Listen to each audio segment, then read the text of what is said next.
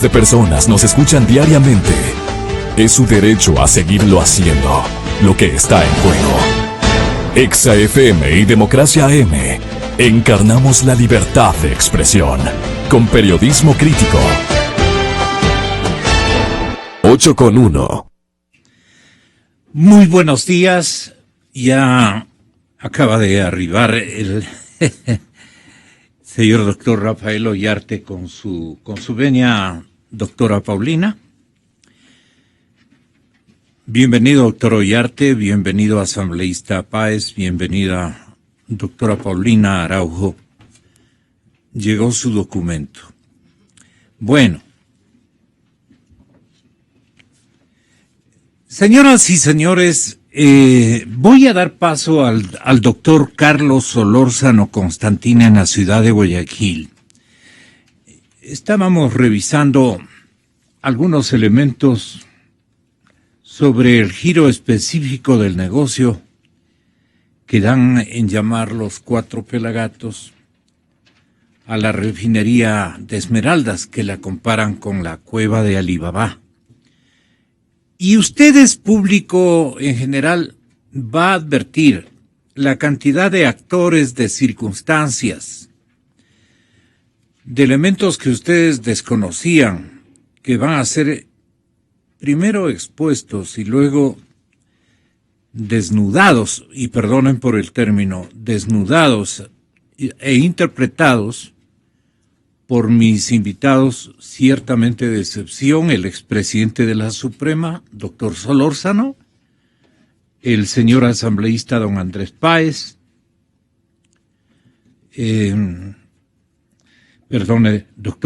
la doctora Paulina Araujo, el señor doctor Rafael Ollarte. Usted les dijo, asambleísta, creo que al señor fiscal general de la República, doctor Páez, usted le dijo que era un alfil de la impunidad. Yo creo que han habido bastantes alfiles. ¿Qué le quiere significar con aquello para armar una premisa del enorme e histórico descuido de parte del Ministerio Público respecto de un tema de tanta magnitud, de multiplicidad de delitos cohesionados para prácticamente robarse una cantidad importantísima de dinero en contrataciones, subcontrataciones? No quedándose con subcontrataciones, volvían estos subcontratistas a subcontratar. Llegaban, efectivamente, como usted me está escuchando, estimado amigo oyente, creo que la escalera de subcontrataciones, por así decirlo, era a veces gigantesca. Entonces podían disimular primero la demora, la contracción de la obra, que sufrió muchas veces un calendario impecable para disimular lo que se iba. El que subcontrataba ya por tercer episodio,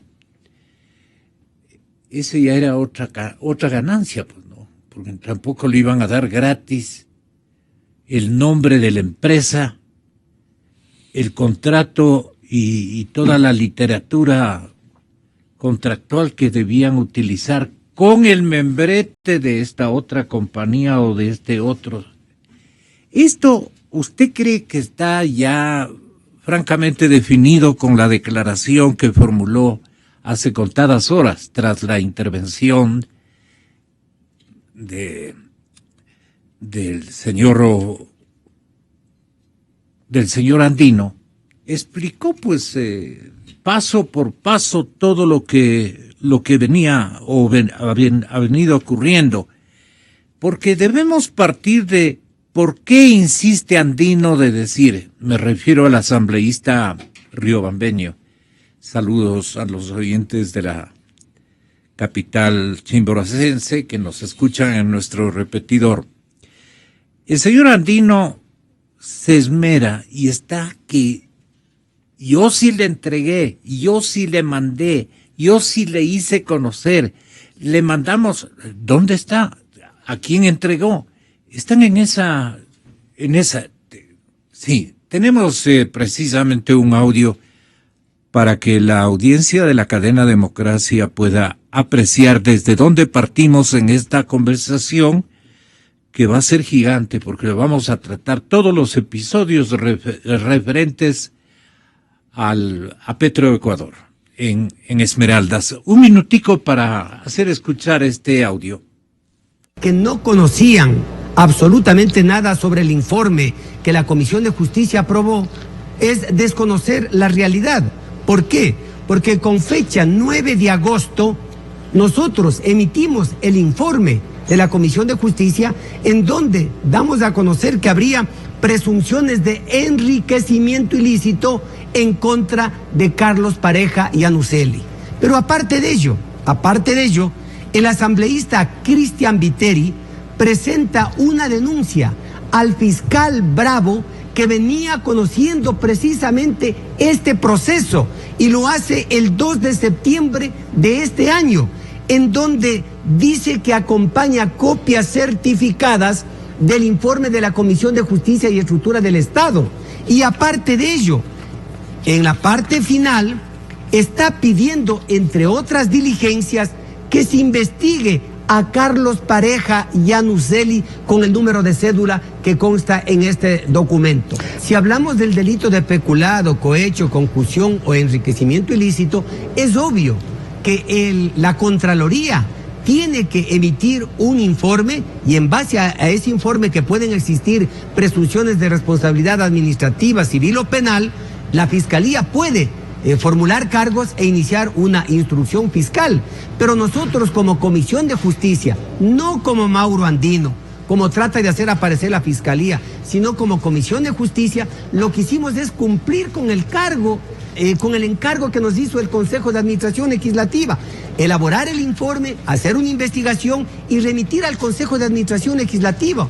Y en el numeral 1 establecimos que este organismo de la Asamblea Nacional inicie las acciones legales ante las autoridades competentes. Pero aparte, es decir, que usted se ratifica en que la Fiscalía no actuó con la diligencia debida para ordenar por lo menos la salida del país, aunque hubiera salido del país, pero alguna acción cautelar para evitar lo que ha ocurrido. Efectivamente, Alfredo, no era necesario que Mauro Andino u otro miembro de la Comisión de Justicia presentemos una denuncia, como erróneamente dice la institución denominada Fiscalía. ¿Por qué? Porque de acuerdo a la Constitución de la República, de acuerdo al Código Orgánico Integral Penal, la Fiscalía es la encargada de llevar de oficio la investigación preprocesal. Ahora, eso en cuanto, y más aún si había elementos de convicción, podía ordenar estito nomás de Alfredo. Más aún, la Fiscalía, conociendo todos estos pormenores y sabiendo que Alex Bravo era uno de los principales recaudadores, era uno de los principales que había prácticamente vinculado a varios contratos, y Carlos Pareja era ministro o fue presidente de Petroecuador, habían elementos suficientes, por lo menos, para dictar la detención con fines investigativos y en base a ello, obviamente, pues vincularlo y luego, pues, no solamente por peculado, cohecho, concusión, enriquecimiento ilícito, y sino inclusive por asociación ilícita, que no necesitaba allí a lo mejor un informe de la Contraloría General del Estado. Señor asambleísta Páez, ¿usted está conforme con lo que explica el señor asambleísta, su colega Andino? Gracias, Gonzalo. Buenos días. Aprecio su Un minutito, invitación. doctor Solórzano. Es un privilegio para mí estar aquí con Rafael, con Paulina, con Carlos Solórzano, Constantine, juristas tan distinguidos.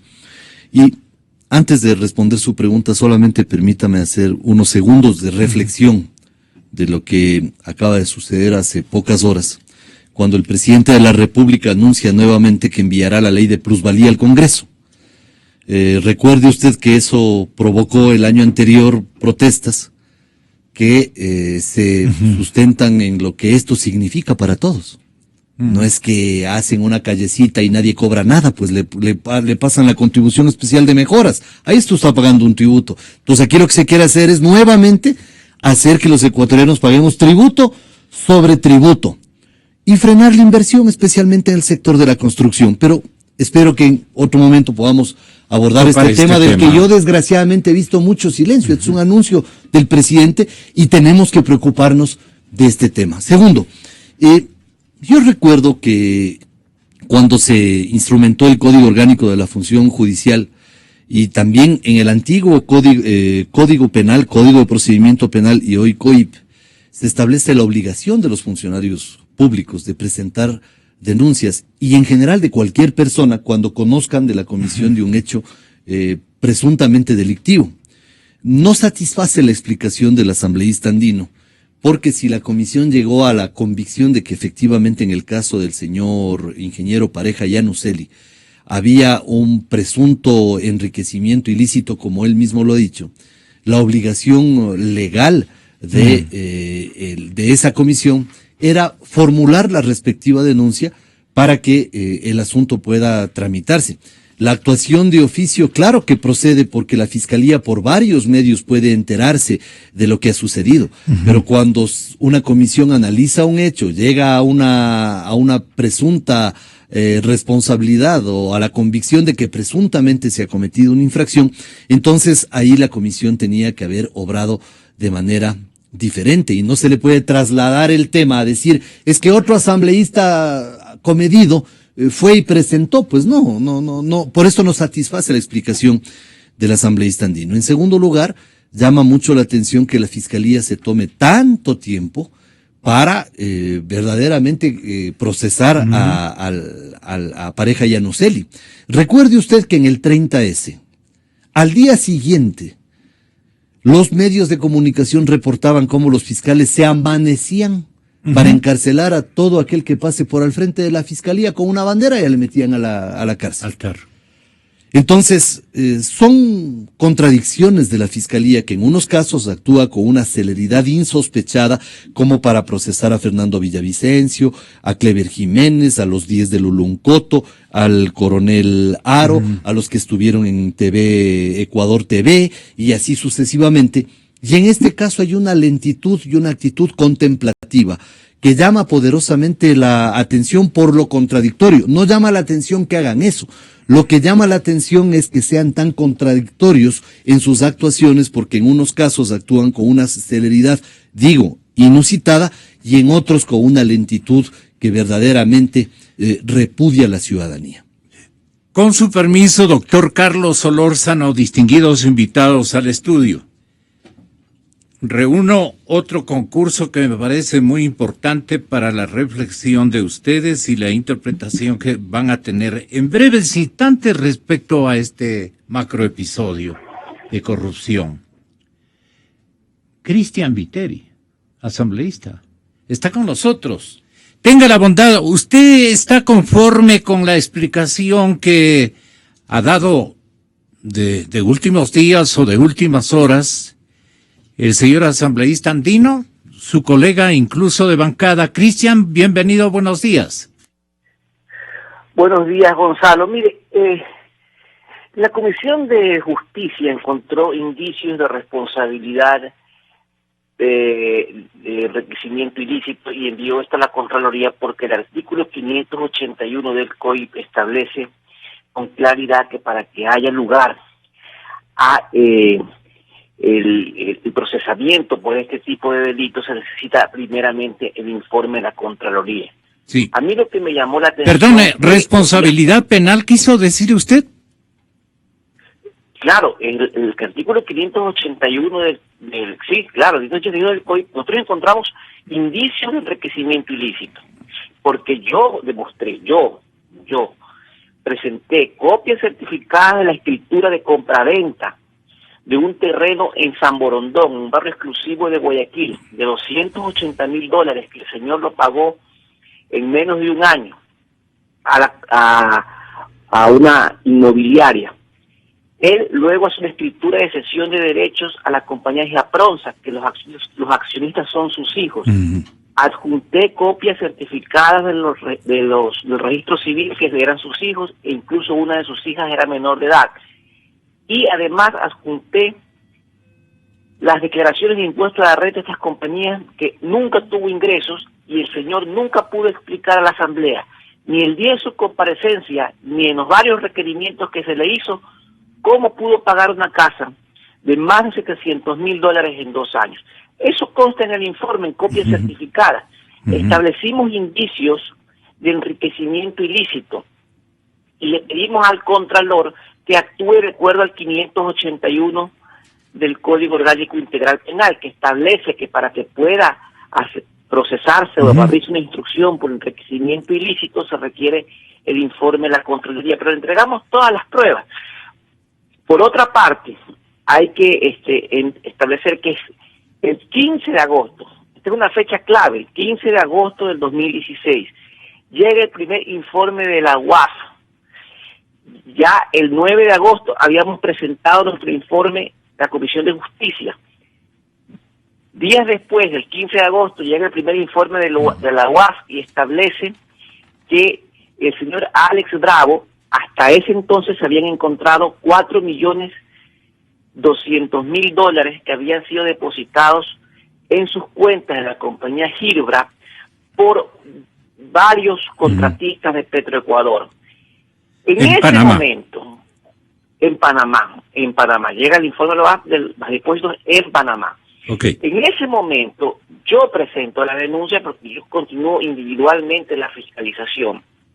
Y el 2 de septiembre me presento a la fiscalía y le digo, miren, señor fiscal, le adjunto copia certificada del informe de la Comisión de Justicia, que ha encontrado otros elementos de convicción. Segundo, le hago notar que quien hace las declaratorias de emergencia, quien hace la selección de los contratistas, que quien adjudica y que quien firma los contratos de justamente estos contratistas que le hacen depósitos a Alex Bravo es el señor Carlos Pareja Yaruseli. Y le digo, es posible que existan los delitos de peculado y de lavado de activos. Y claro, además le pido que los investigue y que abra las cuentas también internacionales de afuera. ¿Qué tipo de respuesta recibió usted, Cristian? Ninguna respuesta. A mí lo que sí me llama poderosamente la atención, y coincido totalmente con el asambleísta andino, es que el 3 de octubre, el lunes 3 de octubre, la Fiscalía hace un anuncio de que va a vincular a 12 personas más para que estas 12 personas prácticamente pues tengan tiempo de huir, cuando en otras ocasiones y en otros casos de mucha menor importancia se han pedido medidas cautelares, y por lo menos se debió solicitar primero al juez las medidas cautelares y luego la vinculación, porque es algo que es una facultad exclusiva de la Fiscalía, que es la que debe impulsar el proceso y de hecho debe actuar de oficio. El juez no puede de oficio dictar medidas cautelares si no se lo pide el fiscal. Por otra parte, al día siguiente, el 4 de octubre, el juez le manda a completar al fiscal, le dice, oiga, tiene que ponerme las direcciones, porque eso sí es el debido proceso. El 11 de octubre recién completa la fiscalía. Y entonces el juez manda a hacer la audiencia para el 21 de octubre, o sea, este viernes. Y estamos hablando de que prácticamente pues ya todos han salido del país, pues, porque la Fiscalía hace un anuncio público de que sin haber tomado primero las medidas cautelares, que era lo que correspondía. Nosotros como Asamblea, y esto quiero también dejarlo absolutamente claro, espero no tener discrepancias, no me gusta tener discrepancias con asambleas de oposición, pero es la verdad. En la Comisión de Justicia, comprenda usted que no vamos a fiscalizar con el periódico, pues, ni con notas que están en internet. Yo he llevado y hemos buscado en todas las notarías, las declaraciones juradas, hemos ido a los registros de la propiedad, yo me fui a Panamá a sacar copias certificadas de estas compañías para demostrar que eran de los funcionarios públicos, 12 en total, y no solo hay temas de Petroecuador, sino de otros casos que si usted lee el informe lo va a encontrar, que no habían hecho sus declaraciones juradas. Porque la única forma de judicializar algo es con documentos certificados. Entonces a mí me llamó poderosamente la atención que habiendo 3 asambleístas de oposición en la Comisión de Justicia, y especialmente un asambleísta de Creo. ¿Por qué digo esto? Porque el señor Villavicencio... Perdóneme, ¿puede mencionar a los 3 miembros de la comisión? Claro, Luis Fernando Torres, Miguel Moreta y Magali Orellana. Vea, no presentaron un papel, un solo documento certificado que nos permita abonar a la investigación.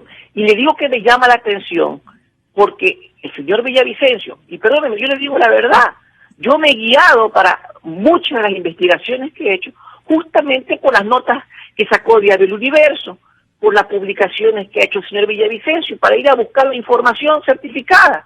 Pero mucho más fácil hubiese sido si el señor Villavicencio le daba la información a uno de sus asambleístas de oposición y la presentaba a la comisión. Pues no presentaron un solo papel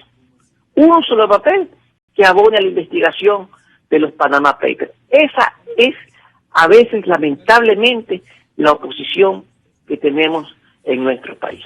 ¿Usted está en desacuerdo con alguna parte del relato que nos está formulando? Un congreso, Cristian. una asamblea que no fiscaliza absolutamente a nadie. Okay. Una asamblea que cuando ha fiscalizado lo ha hecho con dedicatoria. Que se presuma ahora con funciones de fiscal. No es la competencia de la asamblea esa ni de la comisión de fiscalización. Para eso están las instancias ordinarias. Entonces reclamar que los asambleístas de oposición no han presentado un solo documento y que debieron haberse dirigido a la comisión, eso no es un argumento válido para poder sustentar una afirmación. De aquí de lo que correspondía es que la comisión se dirija de manera formal ante el fiscal diciendo, mire, esto es lo que hemos investigado. Más bien la pregunta sería, ¿por qué razón la comisión no lo hizo como cuerpo colegiado, para decirlo de alguna manera, y el asambleísta Viteri más bien lo hizo como miembro de la comisión, pero no en representación de la comisión? Comparemos con la visión que tenga en Guayaquil el doctor Carlos Solorzano. Tenga la gentileza y luego viene Paulina Araujo a conversar con el expresidente de la Corte Suprema, y yo sé por qué. Adelante, doctor Solorzano. Un honor saludarle. Gracias, el honor es para mí. Muchas gracias por permitirme hablar a través de su radio tan importante para el país, porque enfoca problemas con bastante profundidad. Yo lo que le puedo decir en términos generales es que en el affair de Yanuseli, de pareja Yanuseli, de Bravo y compañía, no es sino el botón, apenas un botón de una muestra. Porque la punta fiscal, del iceberg, dice, alguien dijo eso ayer. ¿La qué? Perdón. La punta del iceberg. Eso sí. ¿Por qué el fiscal, el Ministerio Fiscal, la Comisión del Congreso de Justicia y Vigilancia, por qué estos organismos del Estado han actuado tan lentamente en este caso? Yo no encuentro otra explicación, sino que anuncian que van a iniciar procesos contra ciertas personas para que se pongan a buen recaudo. ¿Por qué se hace esto? ¿Por qué el Ministerio Fiscal hace este tipo de afirmaciones? Porque seguramente el asunto de Bravo y pareja Yanuseli puede llegar a más alturas, porque no creo que el asunto se quede solamente en ellos, sino que hay personajes más arriba que pueden estar involucrados en este asunto y en otros muchísimos más que desgraciadamente ocurren en la República. Consecuentemente, lo que le han dado es un amparo, escapen para que no hablen. Eso es lo que pasa tradicionalmente en el país. Claro. El problema gravísimo del país es que se cometen los peores y los más feroces delitos contra el patrimonio nacional de las máximas alturas de la administración pública y no pasa absolutamente nada. Desgraciadamente la impunidad es el mejor medio para que la corrupción campee en el Ecuador. No se hace nada. Y una cosa más grave que yo veo todavía, los presidenciables, ninguno dice esta boca es mía. Exactamente. En este asunto.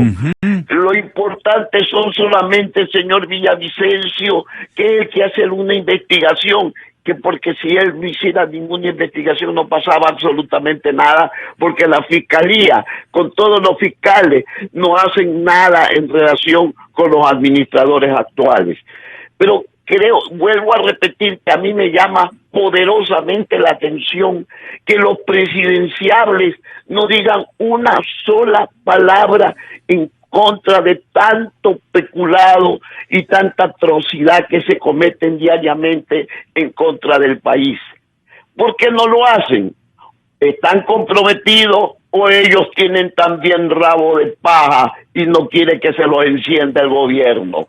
¿Por qué no se investigó más a fondo los famosos papeles panameños, a donde hay muchas personas involucradas en el asunto? ¿Por qué no se hace el seguimiento? En los papeles de Panamá son esos sí la punta del iceberg para que pudieran hacer las investigaciones los organismos del Estado. Perdonen sus sospechas, doctor Solórzano, ¿hasta dónde alcanzaría la vinculación con este macroepisodio de corrupción? Porque es un episodio gigantesco que tiene una cobertura igualmente gigante. ¿Hasta dónde en altura llegaría este caso? Yo pienso que llega a las máximas alturas, por eso le han dado una oportunidad a Pareja Yanuseli para que fugue del país y no hable. Porque lo que están haciendo en este momento es poniéndose a buen recaudo los administradores más arriba para que diga quiénes más están involucrados, qué más personajes de máxima altura están involucrados en ese tema. Es muy claro que la mafia o los mafiosos del Estado o silencian a alguna persona que ha estado vinculado con actos lesivos para el país o lo ponen en este caso a buen recaudo fuera del Ecuador para que no pase nada, porque si se iniciase el juicio penal correspondiente posteriormente, tampoco van a pedir extradición, es decir, la impunidad campea, los robos campea, no hay otra explicación por el cual estos países latinoamericanos y en este caso el Ecuador esté tan desvencijado económicamente. El dinero se lo roban a manos llenas y no hay en este momento ni un fiscal ni un operador de justicia que se amarre lo suficientemente los pantalones para perseguir tanto peculado. Doctor Solórzano, si se mantiene unos minutitos, si es tan amable y su tiempo lo permite, le agradeceríamos. Tenga la gentileza, Paulina Araujo, respetable doctora catedrática, muy estudiosa, y ha hecho además un seguimiento pormenorizado de este episodio de corrupción. ¿Usted cree que le asiste razón al aquí presente asambleísta Páez de señalar al señor fiscal como un alfil de este episodio que lo estamos tratando de analizar con absoluta justicia? Un alfil de impunidad, porque conociendo como ha conocido, con un sinnúmero de mensajes que le llegan, de documentos que le proveen, él se queda quieto, no, yo le grafico de esta manera porque entiendo que todo tipo de ciudadanos de cualquier formación o nivel cultural, especialmente por el lado de la justicia, de la jurisdiccionalidad, ojalá esté con buena gramática y buen español, están escuchándonos. Y entonces yo quería preguntarle primero, ¿por qué cree usted que el señor fiscal se silenció? ¿Confió mucho en algún subalterno o subalterna que él designó para analizar este tema? ¿O simple o llanamente hubo una especie de componenda con el gobierno y esta escalera de poder que está más o menos dándonos a entender ha existido en este caso la generalidad de las versiones que estamos recibiendo como ciudadanos en todas las instancias del poder? Tenga la bondad, Paulina, bienvenido. Y luego voy con el doctor Rafael Ollarte, que de adrede el periodista le deja para el último porque queremos que nos haga un análisis, digamos, completo, digamos, de lo que estamos escuchando, con todas las voces y con todas las actores, con todos los actores de este caso. Don Gonzalo, muchas gracias por la invitación. Muy buenos días. Igual un gusto compartir con el asambleísta Páez, el doctor Ollarte, el doctor Carlos Solórzano. Y bueno, hemos escuchado incluso el audio de Mauro Andino, también ha intervenido el asambleísta Cristian Viteri. Sin embargo, los ecuatorianos, todos los que estamos escuchando, ¿qué es lo que evidenciamos? Excusas, por un lado, protagonismos, acusaciones de que un órgano que debería investigar y luego acusar, que el único órgano que lo hace en el Ecuador es la Fiscalía, al parecer no lo hizo rápido, pero todo esto nos lleva a la impunidad. Más allá de quién haya iniciado las investigaciones, tienen que saber que quien actúa es el Estado a través de Fiscalía. Eso es jurídicamente hablando. Pero de nada nos sirve todo este tipo de justificaciones de que quién actuó primero, porque ese protagonismo al Ecuador, cuando se trata del uso de los dineros públicos, tiene que ser sagrado, tiene que ser transparente, porque es el dinero de todos los ecuatorianos. Ahora bien, yo no logro comprender cómo desde el seno de la Asamblea existe la condición moral, inclusive, para pretender hacer una investigación de todos estos delitos, cuando es la misma Asamblea que aprobó el Código Orgánico Integral Penal, en donde flagrantemente el otorgar contratos violando la ley, es decir, otorgar contratos a dedo, lo quitaron de la figura del peculado y lo pusieron en el tráfico de influencias. Entonces, no es comprensible si de la Asamblea mismo nació ya ese blindaje normativo para que dar contratos a dedo no sea visto como un peculado y pueda prescribir en 5 años. ¿Con qué condición moral ahora me vienen a hablar de que ellos están combatiendo la corrupción? Ese es un punto que hay que tenerlo claro. Adicionalmente, mucho hablan de muchos delitos, de peculado, enriquecimiento ilícito, cuando el eje de todo es un claro lavado de activos, que es al fin de cuentas el uso de un dinero que proviene de actividades ilícitas, entiéndase corrupción, y que luego lo quieren transformar. Y para este lavado de activos no necesitan dar las excusas de que primero debía actuar Contraloría, de que se necesita el criterio de tal o cual órgano, porque obviamente se debió haber actuado celeramente, rápido, porque entiéndase, al fin de cuentas, lo que ha habido es corrupción de dinero de los ecuatorianos. Otro punto que también nadie dice, incluido el secretario de la Presidencia de la República, ¿el doctor Mera? El doctor Mera incluso hizo énfasis que en estas tramas de actos de corrupción son los privados también los que deberían ser investigados, que no son solo los funcionarios públicos. Pues muy bien, deberían también saber, y parece que no lo han leído a pesar de que es una ley aprobada en la Asamblea, que el Código Orgánico Integral Penal también permite la responsabilidad penal empresarial. A esas empresas de los privados podían dictarle también medida cautelar, por ejemplo, de una suspensión provisional de actividades. ¿Hemos visto eso? No. Solo estamos expuestos a discursos en los cuales se trastoca todo el sentido del derecho penal, no tienen clara la figura delictiva, buscan falsos protagonismos, echar la culpa a propios órganos del Estado, y este es el resultado. Dramas de corrupción que no tienen la respuesta clara estatal, que es primero, juzgarlos. Segundo, imponer una pena. Y tercero, que esos responsables hagan lo que la norma determina como reparación integral, que devuelvan el dinero. Pero ¿qué vemos en el camino? Que se van del país. Luego sí se vuelven bastante garantistas al decir, yo no podía ordenar medidas cautelares para que no se vaya.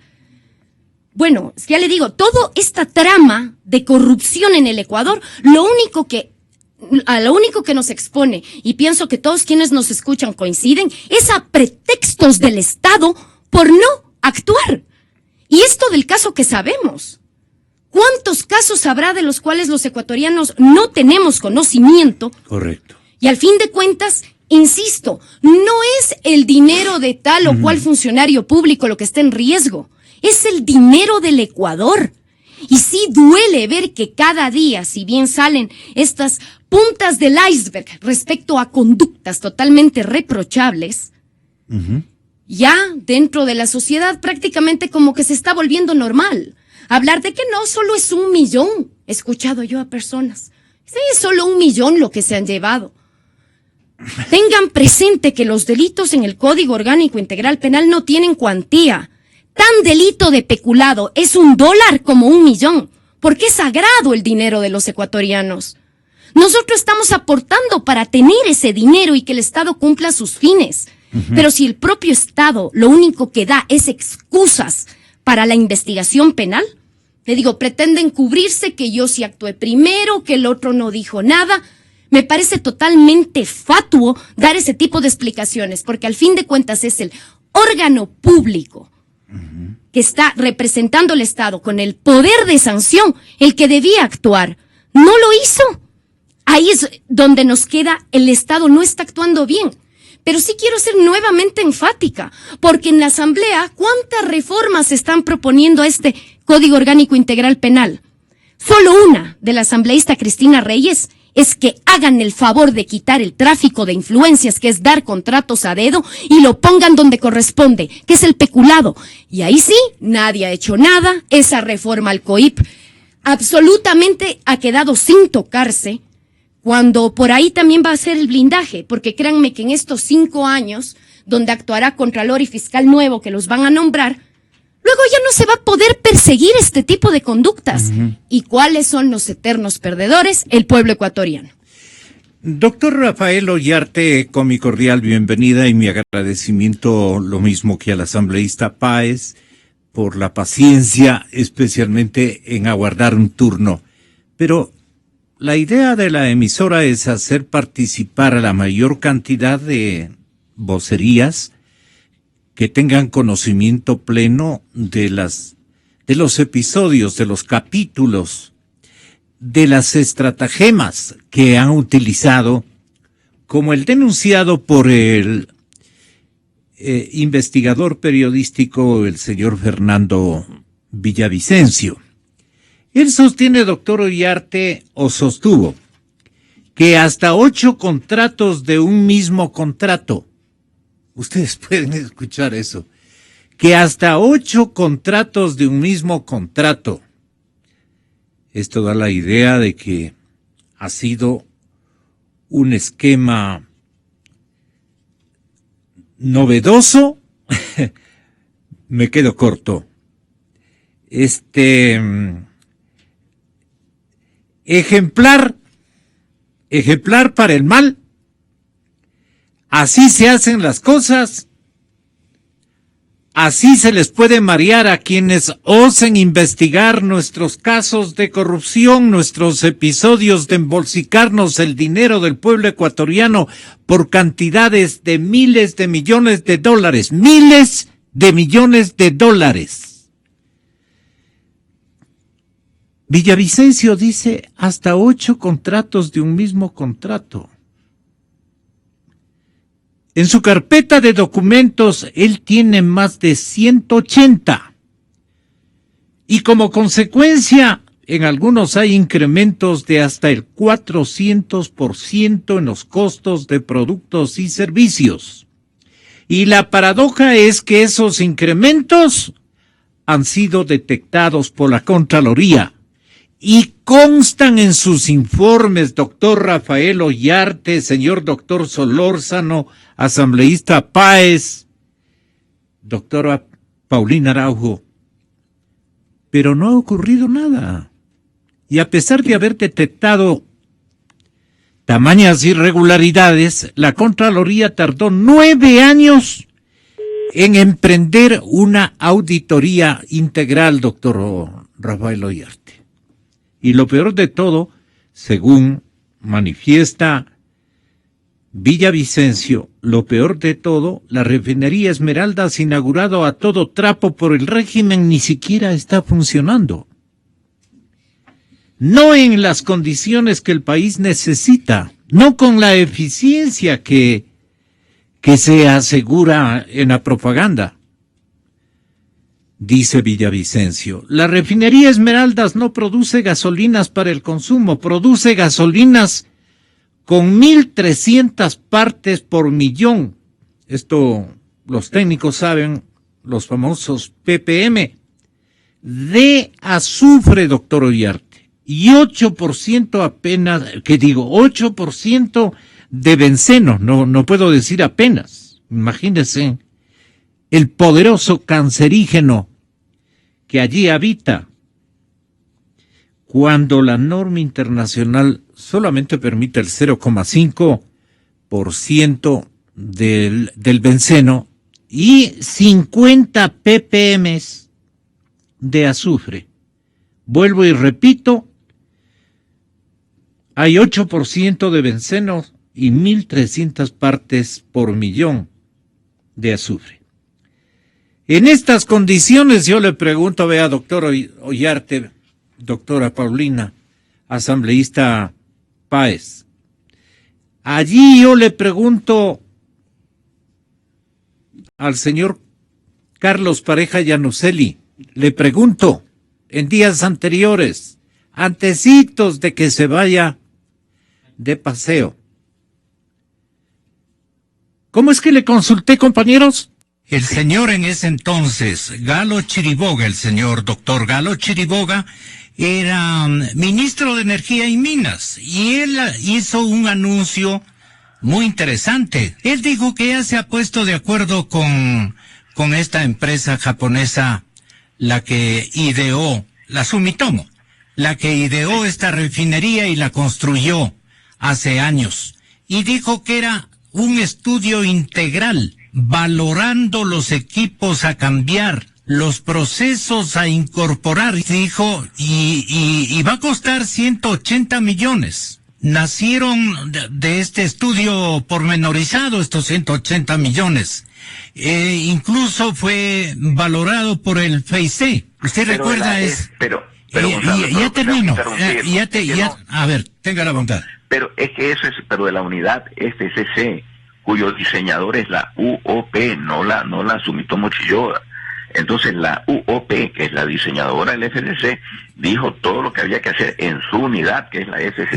No, pero no estamos en concurso de mentirosos. Era el señor fiscal actual, el señor Galo Chiriboga, en ese entonces ministro de Energía, el que dijo que era la Sumitomo con la que se había puesto de acuerdo. Yo por eso le traigo a colación esto. Con todo respeto, señor ingeniero Pareja. Sí, pero pero es que usted me dice que la Sumitomo es una especie de diseñadora. No, la diseñadora es la UOP, que es la diseñadora de la FCC. ¿Cuál es el acuerdo que llegaron con Sumitomo según su conocimiento?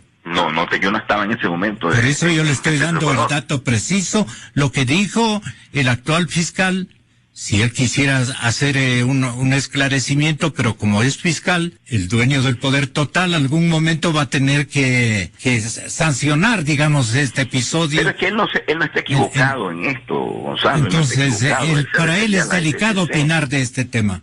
No, puede ser juez, ¿no? Lo hizo bien. Él lo hizo muy bien en el tema de la FCC, que le digo que es el cambio del rector y regenerador. Entonces, allí estaba enfocado esos 187 millones de dólares, que era una gran cosa y había que hacerlo. Eso no está en discusión en lo absoluto.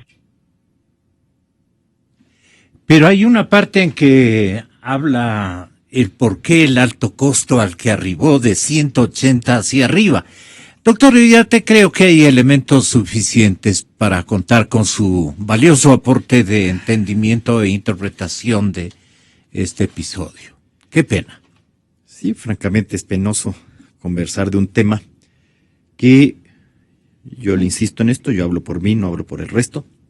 A mí me da la impresión, y supongo que también a otros, que esto implica la diferencia entre el funcionario y el amigo del poder respecto del común de los mortales. Al común de los mortales no le pasa esto. Es decir, que tú tengas una asamblea donde yo te haga un código integral penal, en donde lo que antiguamente era peculado, y según nuestra Constitución, delito imprescriptible y pesquisable aún en ausencia, que se transforme en un trafiquito de influencias, delito punible con hasta 5 años de privación de libertad, si no me equivoco, que además prescribe y no es perseguible en ausencia. Bueno, pues, yo supongo que esta gente del oficialismo que se corta las venas del día de hoy, incluyo a mucha gente que hoy día critica el código integral, desde el oficialismo eso da risa, pues, escucharle al defensor del público hablar del Código Integral Penal, como que el señor no tuvo la ocasión para observar estas cosas. Perdóneme, pues eso ya es ofensivo, pues. Mejor que ese callado nomás, pues. Si yo no tengo memoria selectiva, sí me acuerdo, pues. Luego, que usted en este Código Integral Penal incorpore un artículo 581, en el que corrobora una decisión de la Corte Nacional de Justicia nombrada por el oficialismo, una decisión del año de febrero de 2010, en el que exige que para la persecución del delito de peculado y otros se requiere del informe de Contraloría. O sea, el artículo 195 de la Constitución, bórrelo nomás, ese que dice que el titular de la acción penal es la Fiscalía, déjelo nomás ahí votado, pues sí. Requiero del informe del Contralor, como que si el señor ejerciera jurisdicción o algo parecido. Y luego le incorporo eso en el artículo 581 del Código Integral Penal, exigiendo que en los casos de enriquecimiento ilícito y peculado requiero el informe de Contraloría como requisito de procedibilidad. Y se hacen los... Vea, perdóneme, cuando un japonés mete las patas se hace el harakiri. Acá la gente cuando hace esto se hace el pendejo. Culpa a alguien. Así nomás. La culpa es del resto, pues. Ahora, escuchar el tema de los asambleístas de la Comisión de Justicia es una broma, pues. Serán pues ellos los competentes para declarar o para determinar qué clase de delitos ha cometido, pues. Digamos nomás que es enriquecimiento ilícito, total, de ahí se requiere el informe de Contraloría. No tendré pues yo la obligación de remitir al órgano competente para que sea el órgano competente el que determine a qué tipificación corresponden los hechos que estoy poniendo en conocimiento.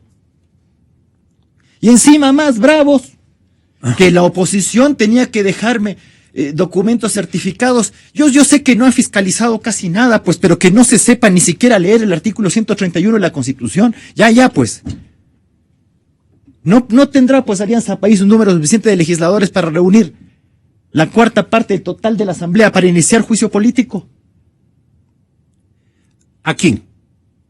No era ministro, habrá tenido como 700,000 cargos, pues, el señor, que ha sido gerente de refinación, que ha sido de ni sé qué, que ha sido esto del otro. Pero también fue ministro, don Capaya, de hidrocarburos, pues. No habrá juicio político contra ministros. Y cuando se determina en un juicio político norma expresa de la Constitución.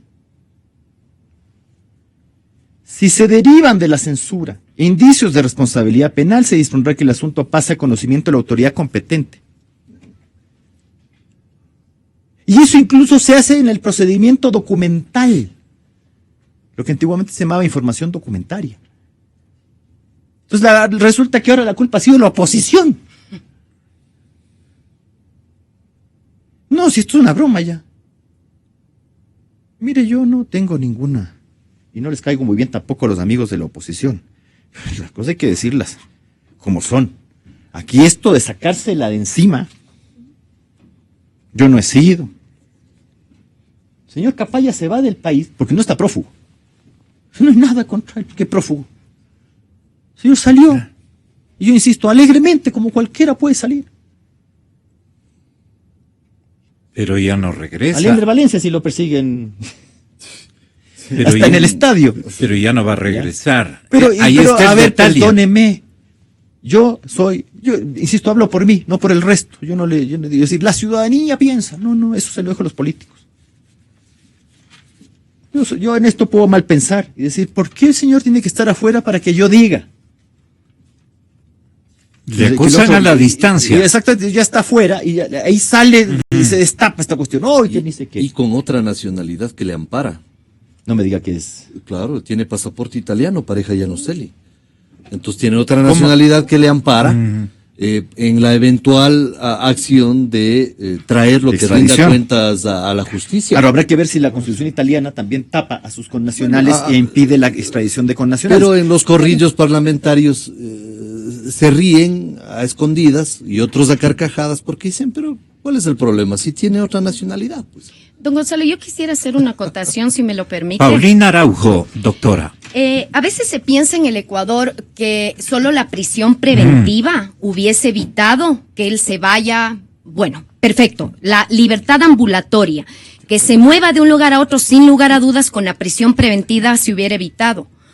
Pero basta con leer el Código Orgánico Integral Penal para ver que hay otro tipo también de medidas cautelares, que por lo general pueden ser dictadas en este tipo de delitos.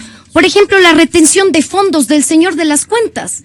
Créame que si se impedía que él mueva el dinero de sus cuentas, no se iba a ningún lado. ¿Con qué plata se iba a ir si el dinero estaba retenido? De ahí que no se piense que la única medida que debió haber sido oportunamente dictada sea la prisión preventiva. Hay otras. O sea, no solo es esa. Sin embargo, aquí una vez más nos topamos con la falta de respuesta adecuada. Y qué curioso, en este tipo de delitos de corrupción, porque en otras conductas la fiscalía, créanme que ahí se actúa de oficio, es más, sin tener ningún tipo de insumo o de indicios entregados. Pero no quisiera dejar tampoco de señalar que aquí, incluso de lo que oímos los comentarios de asambleístas, me parece que lo dijo el doctor Mauro Andino, que llegaron a pensar incluso en la figura de la asociación ilícita. Bueno, más bien yo creo que a ellos no les compete calificar qué delito era, pero nadie tampoco se está centrando en lo que es la autoría. Podrían acusar con ese argumento. Lo que pasa es que quien acusa, y una vez que haya evacuado una investigación, es única y exclusivamente el fiscal. De lo contrario, se estarían arrogando funciones. Pero lo que no reflexiona ninguna de las autoridades del Estado... Perdone, doctora, entonces... La gran atribución que tiene la Asamblea Nacional, o sea, el Parlamento de cualquier país, es de fiscalizar al otro poder. Pero claro. Entonces, sí, y adicionalmente hacer leyes, da un plano buenas leyes. Súper secundario a lo que podían haber hecho los señores asambleístas de la Comisión Jurídica. Con todo respeto, porque nuestra Constitución dice que el órgano investigador y de encontrar indicios acusará es la Fiscalía. Pero la comisión tenía que partir de una acusación para exigir y obligar al fiscal. Qué lástima que tengamos que entre en ejercicio de sus funciones. El fiscal puede actuar de oficio o a petición de parte. Si ya tenía varios insumos la fiscalía, sin necesidad de la asamblea. Entonces, ¿por qué no le enjuiciaron al fiscal, comenzando por usted, que le dice que es un alfil de la... A ver, solo déjenme terminar la idea de la autoría. Termine, Paulina, yo quisiera hacer una puntualización, si usted me permite, porque más allá de que haya sido la comisión, insisto, aquí estamos hablando del Estado ecuatoriano como el órgano total que debía responder ante un fenómeno delictivo. Y lo que no han reparado los que ahora se rasgan las vestiduras es que tan autor es el que hizo, es decir, el que se llevó el dinero, como la persona que no impidió la ejecución del delito. Por supuesto, se olvidan y muy sencillamente hablan solo de una figura que es el que aparece actuando y el que dejó hacer. Y las modalidades que los propios asambleístas crearon en su Código Orgánico Integral Penal de la autoría mediata, el que ordena la comisión del delito a través de otro para encubrirlo. La responsabilidad coadyuvante, Paulina, que es pues... Bueno, no tanto responsabilidad coadyuvante, es una autoría. Pero vayan en orden, ya va a tener usted la oportunidad. Pero yo le digo, el tema implica... Si ya están jugando la investigación penal, lean un poco de derecho penal y no hagan el ridículo. Caso contrario, se están yendo contra una sola persona. Los que ahora juegan a ser investigadores, porque en este país se ha llegado a investigar y a juzgar inclusive por Twitter. Y no solo delitos de corrupción, sino también asesinatos. Aquí todo el mundo juega la trama y no tienen ni siquiera los conocimientos ni la motivación de leer la propia ley que aprobaron, que tiene defectos graves. Pero bueno, es lo que tenemos vigente.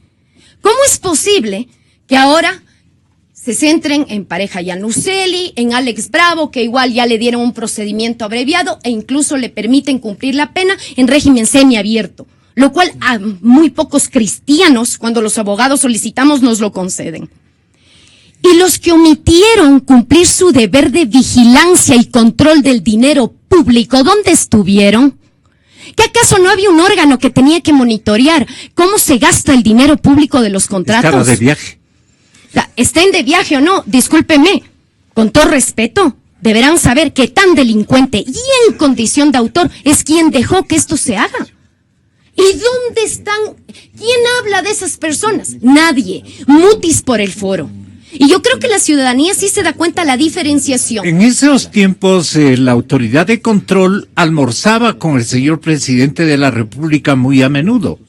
Vea, más allá de que almuercen, sean amigos o algo, si asumen un cargo público por el cual les estamos pagando un sueldo, haga el favor de cumplirlo.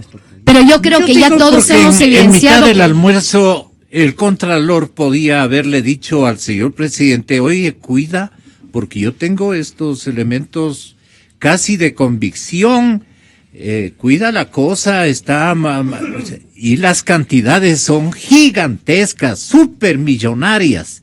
Digo, debe haber pues habido ese tipo de oportunidades de plática sobre los temas de fondo, que ya estaban ocurriendo. No es que no he ido tiempos a almorzar, no he ido tiempos a almorzar, pero en esos tiempos almorzaban, pues. Entonces ha habido una relación muy íntima que impedía seguramente que las autoridades de control intervengan de una manera más contundente, ¿no? Yo le digo, ante todo, de forma igualitaria en todos los procesos.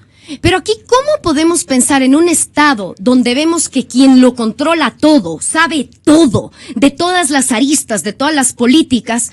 Qué curioso, ¿no sabía de ciertos contratos que han sido claves, incluso para las propias obras emblemáticas que nos sacan en cara todo el tiempo como que hubiesen sido un favor, cuando al fin de cuentas es cumplir la obligación del uso de los fondos públicos? Pero si ha habido un mal uso, por favor, ¿dónde están los que no actuaron? Tienen deber jurídico de actuar. Y si no lo hicieron, es la figura de omisión. Por favor, basta con leer el Código Orgánico Integral Penal, que insisto, podrá tener sus falencias, pero ya que se está jugando a la trama delictiva y cada uno es mejor investigador que otro, Hagan el favor primero de leer, caso contrario se está confundiendo incluso hacia dónde tiene que ir estas investigaciones y un posterior juzgamiento, porque cada uno tiene su propio criterio y se alejan precisamente del texto normativo, lo cual ya nos demuestra ley mal hecha, procedimiento mal hecho, y luego un juzgamiento que nos va a llevar finalmente a la impunidad. Bueno, ¿para qué tenemos entonces órganos del Estado? ¿Para qué les estamos pagando un sueldo cuando no lo están devengando de forma adecuada?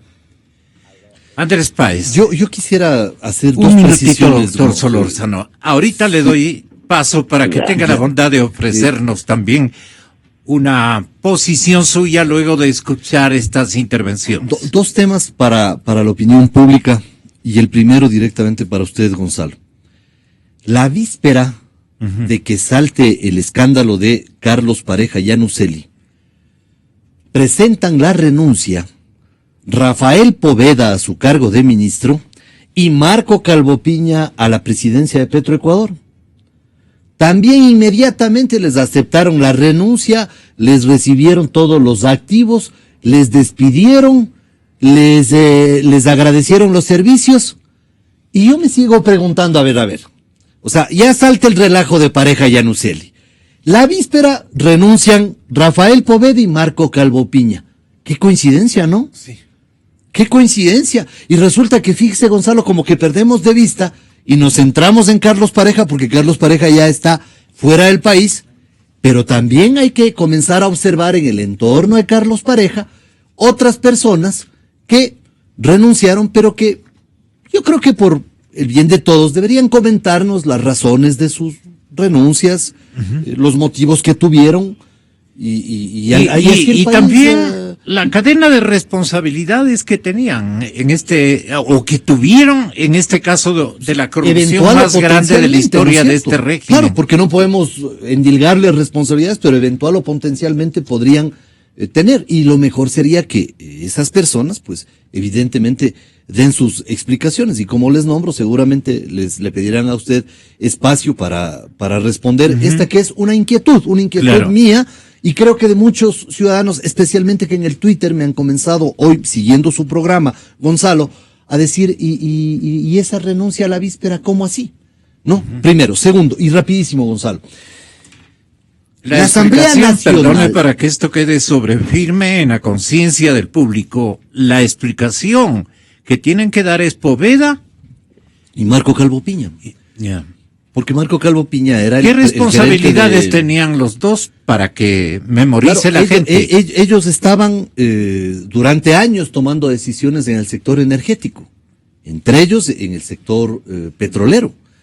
Y obviamente creo que para que tengamos la película completa, lo ideal sería también contar con la versión de estas personas. Pero en el tema de la refinería nosotros nada que ver, eso fue entregado, si supieran decir aquello. ¿Qué opinión tendría usted? Eso fue entregado exclusivamente a Carlos Pareja, y Carlos Pareja le debía por obligación, no sé, pues de cuates a alguien más arriba. Claro, es que ya explicó Fernando Villavicencio el tema de la repotenciación de la refinería y ¿A quién informaba Carlos Pareja? Mire, yo creo que Carlos Pareja era parte del sector estratégico de la gestión gubernamental. Y en ese sector estratégico estaba evidentemente el ministro de esa rama, Rafael Poveda. Estaba, por supuesto, también como un aliado gestional, ¿no es cierto?, Marco Calvo Piña, como la máxima autoridad de Petroecuador. Y, por supuesto, a la cabeza del sector energético, según designación del propio presidente de la República, el vicepresidente Jorge Glass. Entonces, yo creo que todos los que han estado en el sector estratégico le deben una explicación al país. No estoy diciendo de que han hecho algo malo, no, simplemente le deben una explicación. Lo que estoy diciendo es que le deben una explicación al país y sobre todo que expliquen cómo así justo la víspera del relajo han presentado la renuncia, primero. Segundo, para completar la brillante exposición de Paulina. Y no se diga lo de Rafael Ollarte, hay que diferenciar 4 tipos de responsabilidad.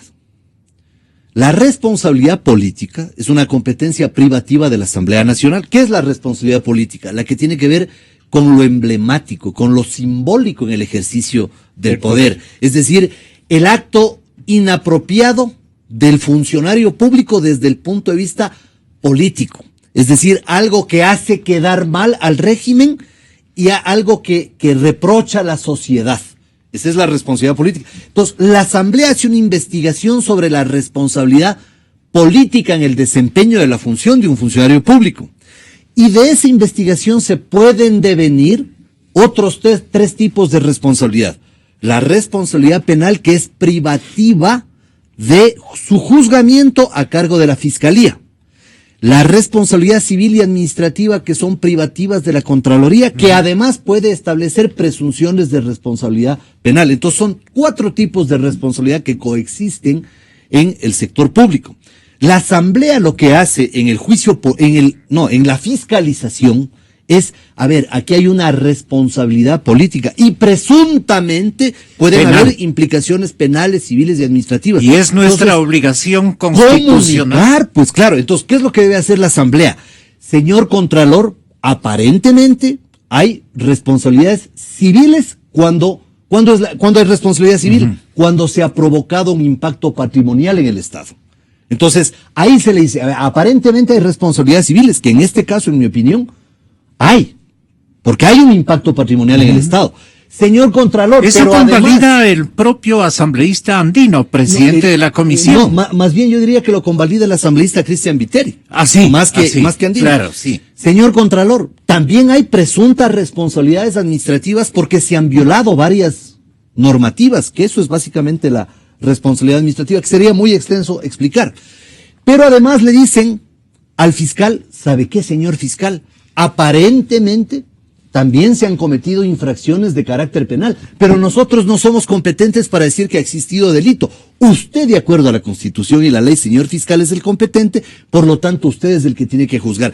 Esta precisión yo quería hacerlo, Gonzalo, porque de esa manera yo creo que se enriquece la discusión y la ciudadanía tiene una visión un poco más clara de cuál es el grado de responsabilidad de cada uno. Entonces ahí vuelvo a la parte final de lo que Paulina tan inteligentemente señalaba. Una comisión legislativa no puede contentarse con decir, este es el informe. Y ya hemos hecho el informe, ya. No, pues, la comisión legislativa tiene que decir en el informe, de aquí se colige que aparentemente, que presuntamente hay responsabilidades y por lo tanto nos vamos a dirigir a los órganos competentes que de acuerdo a la Constitución y la ley tienen la atribución de juzgar ese tipo de actos. Primero de investigar. Sí, claro. Entonces el señor fiscal, el alfil que usted le dice. Sí, claro. Entonces el señor fiscal debió haber hecho. Ahora verá, aunque yo estoy aquí con 2 juristas que tienen una extraordinaria experiencia, quiero decir algo más, pues. El fiscal tiene 2 opciones. Iniciar una indagación con fines investigativos o ir directamente a la instrucción fiscal, pues. Aquí, y mire, Paulina, que es una persona tan versada en derecho penal, nos puede corroborar esto. Es decir, el fiscal, cuando en sus manos tiene una evidencia incontrastable de que se ha cometido una presunta infracción y que hay un presunto o unos presuntos responsables, el fiscal se deja de tonterías y dice, ¿para qué la indagación si aquí está, pues? Si la indagación es ¿para qué? Es un acto recopilatorio de elementos de juzgamiento. Entonces, pero ya está recopilado. Entonces, ¿qué hace el fiscal? A ver, cojo el toro por los cuernos, y de hecho así se llama un libro publicado por el doctor Chiriboga, vea que sería bueno que lo recuerde. No, sí, así se llama. Sí. El toro por los cuernos, porque él es aficionado taurino, y escribió un libro así, ¿no? Entonces, el fiscal, ¿qué dice? Cojo el toro por los cuernos y nada de indagación. Vamos directo a la instrucción fiscal. ¿Y qué es lo que hace la instrucción fiscal? Dice, sobre la base de estos elementos de juicio, ya pido audiencia de formulación de cargos y sugiero al juez que ordene la prisión. Pero aquí resulta, Gonzalo, de que seguimos esperando, de que se den las vueltas, de que hagan esto, porque aquí sí hay cuidado, el debido proceso. Aquí sí, cuidado, nos saltamos algo. Aquí sí, cuidado. Aquí es todo cuidado. Pero en los otros casos se actuó de manera incluso atrabiliaria. Vea, aquí está Paulina. ¿Qué es lo que hicieron en el caso de ese violador de Esmeraldas? Flores Milo Villalta. ¿Qué debido proceso a favor de la víctima? Pues ahí. No, pues si la Corte Constitucional ahí citó Claro. una entrevista en radio O sea, La Luna. con una entrevista dijeron, ya como han dicho la entrevista, ya le sacamos libre. Y además, casi le dan premio a los derechos humanos al violador.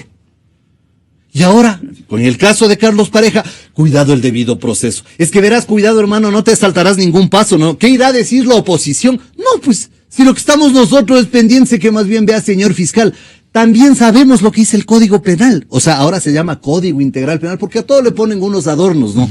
A la ley del ISPA le pusieron Ley de Fortalecimiento de los Sistemas de Seguridad Social. Pendejadas. Aquí, Código Integral Penal, ¿no es cierto? Entonces, el Código, señor fiscal, el Código Integral Penal, sí sabemos lo que dice. Y usted, señor fiscal Chiriboga, puede agarrar el toro por los cuernos e ir directamente a la instrucción. ¿Por qué demora?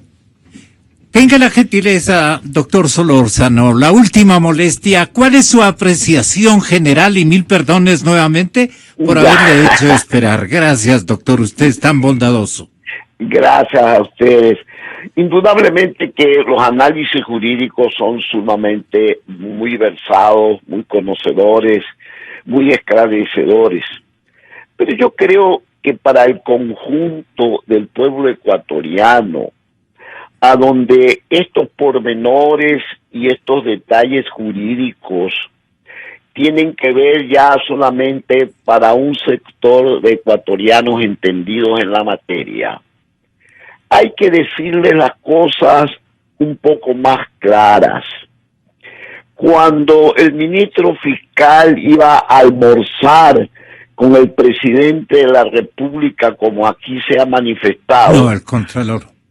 El Contralor, bueno, lo que hacían era almorzarse al país, no era el almuerzo común y corriente, porque este gobierno se ha preocupado no solamente de tener una asamblea nacional que no es sino también un apéndice del Ejecutivo, sino que todos los organismos de control son personas al mando del Ejecutivo. Por eso el ministro fiscal, la Fiscalía en general, que es un organismo de control, no controla sino cuando tiene un viserazo o un visto bueno del gobierno central. Y cuando se trata de estos peculados, estos delitos terribles que se realizan a menudo en el Ecuador, si se trata de personas que pudieran hablar un poco más allá de lo que se sabe, es mejor que huyan, que se vayan y se les prepara a propósito un enunciado público para que se pongan a buen recaudo. Entonces, no existiendo Contraloría fiable, no existiendo Ministerio Fiscal fiable, no existiendo los organismos en general de control fiables, porque la Asamblea Nacional también carece de muchísimas fallas, no existiendo organismos de control. Entonces, el atrocinio contra los dineros del Estado son a diario, son a menudo. Pero vuelvo a repetir, el ministro fiscal está vacante hace rato. La Contraloría estuvo vacante siempre. Y quieren ahora ponerlo a Alexis Mera de Contralor, pero yo no encuentro tan cara dura y tan de propósito por parte del gobierno central. Pero sería un contralor de lujo, dice el señor presidente. De poner a un contralor ad hoc. Este es el colmo de los colmos. Entonces mi pregunta en general es, ¿qué hacen con vida los que aspiran a ser presidentes de la República?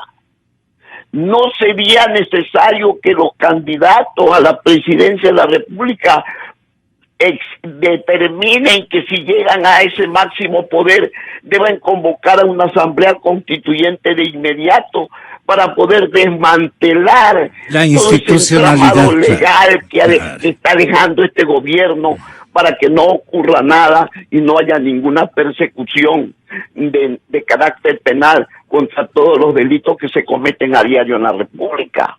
Los candidatos no dicen nada, doctor. Nada. No existen, parece que ellos tienen algún compromiso bajo la mesa con el propio gobierno para que no digan nada al respecto. Es gravísimo lo que ocurre en el Ecuador hoy en día, que nadie tenga una voz viril para decirle al país lo que realmente está ocurriendo, para decirle al país que estas cosas ya no pueden seguir ocurriendo, que hasta cuándo el Ecuador tiene que sufrir permanentemente de todos estos peculados y de todos estos latrocinios. Un abrazo, doctor. Mire, perdóneme que le diga... No, adelante, yo pensé que ya perdóneme concluía. que le diga que la primera y única vez que se hizo algo al respecto, perdone que lo diga en mi nombre, pero cuando yo fui presidente de la Corte Suprema de Justicia, fue la única vez que se puso el cascabel al gato. Yo paso firme para perseguir a los delincuentes. Señor doctor, muchas gracias. Muy amable, doctor. Hasta siempre. Doctor Ollarte, termina el programa. Se me terminó el tiempo. En 6 meses tenemos un nuevo gobierno. Y yo no quiero que esta clase de casos configuren precedente para que el próximo la haga corregida y aumentada. A mí los precedentes me preocupan mucho. Lo que haga o deje de hacer este gobierno ya me tiene sin cuidado porque no van a cambiar tampoco. Lo preocupante es el siguiente. No vaya a ser que digan, pero como en el anterior gobierno se exigió tal cosa, aquí también. Por ejemplo, estados de excepción con la única finalidad de saltarse los requerimientos de la contratación pública. Y la Corte Constitucional en silencio absoluto. Con dictámenes que se publican 3, 4 y hasta 5 años después. No es cuestión de pena, pues. Y búsquese uno en la cual hayan declarado la inconstitucionalidad de un estado de excepción, además, aunque sea inoportuno. Parece que en el Ecuador más arriesga el que denuncia y hasta el que comenta que el que le quiere poner ruedas al país y llevárselo, pues. Vamos a seguir así. ¿Y qué va a hacer al respecto la oposición? Vamos a entrar en una campaña electoral. Van a seguir peleándose, dividiendo listas, haciéndole el favor al candidato oficialista. Vamos a seguir con esta broma. Lo de la Asamblea Constituyente, mire, yo coincido en gran parte con lo que ha dicho don Carlos Solórzano, pero lo de la Asamblea Constituyente, sí, ¿y qué Corte Constitucional te va a calificar la Asamblea Constituyente? ¿Quién te va a decir que sí está bien hecho el estatuto de elección de la Asamblea Constituyente? Porque el señor Lasso podrá decir y cortarse las venas diciendo que no se requiere la calificación de la Corte para ese caso, pero bueno, yo primero no comparto y segundo, porque yo no leo la Constitución a gusto de la oposición ni de nadie, pero sí te van a decir que hace falta porque es una regla general del 104. Te van a calificar. No. En definitiva, queridos amigos, todo es culpa del nuevo Plan Cóndor. Así hemos arreglado todo y así se soluciona todo. Gonzalo, ¿puedo añadir solamente un comentario? Como en los congresos antiguos decían, por esta sola ocasión. Usted recuerda, Gonzalo, con estos micrófonos, gracias a usted logramos destapar el escándalo de la justicia, de la designación de la Corte Nacional de Justicia, de los jueces, de los puntos regalados. Gracias a usted, que fue el primero con el doctor Pinargote en darnos micrófonos que nadie nos quería dar en ese entonces. Estoy hablando del año 2012.